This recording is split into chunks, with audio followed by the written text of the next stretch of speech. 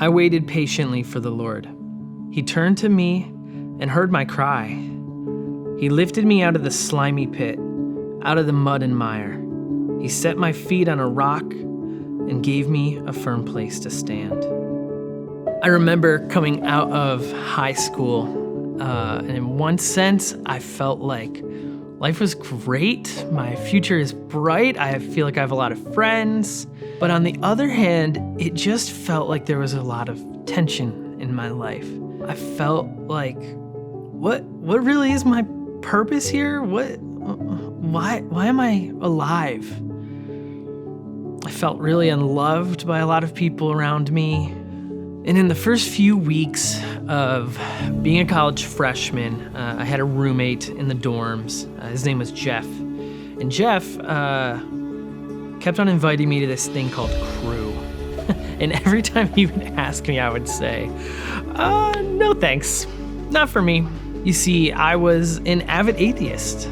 I just didn't understand how spirituality could really help you. I didn't feel like it could really give you meaning. And in fact, I looked a lot really at the Christians around me, and I said, what did they have that I even want? They look like they're angry. They don't look very joyous. And in fact, it just feels like they actually tear everything down around them. And I don't want anything to do with that. Plus, the Bible is just a dusty old book. But I tried to be polite and telling Jeff no, and he keeps on asking me, hey man, come with me to Crew stuff. Eventually he's like, hey man, can we host a Bible study in our dorm room? And so Tuesday night comes in. Initially I had planned to not even be in the room, but honestly, I totally forgot. So 12-ish, guys end up just piling into my room. By the end of the night, I think I was leaning forward, just eager to hear what they have to say. And it's because I was seeing something that I had never seen before. I saw people talking about spirituality as this thing that really filled them up and brought them purpose and meaning.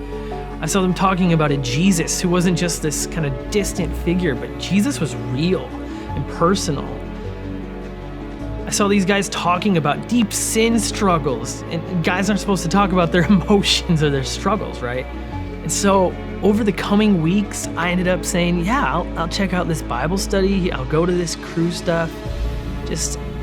There was a part of me that was eager to really just disprove them and be like, no, this was just some sort of phenomenon or something. But as the weeks went on, I realized that Jesus was who he said he was, and that the Bible was valid. And so I ended up giving my life to Jesus. And so as I look at Psalm 40, I really do see a God who heard my cry and listened to me. He responded, and he picked me up from the muck, the mud. He took me out of the chaos that I was in, and he placed me on solid ground, where I could find purpose and meaning and love and care.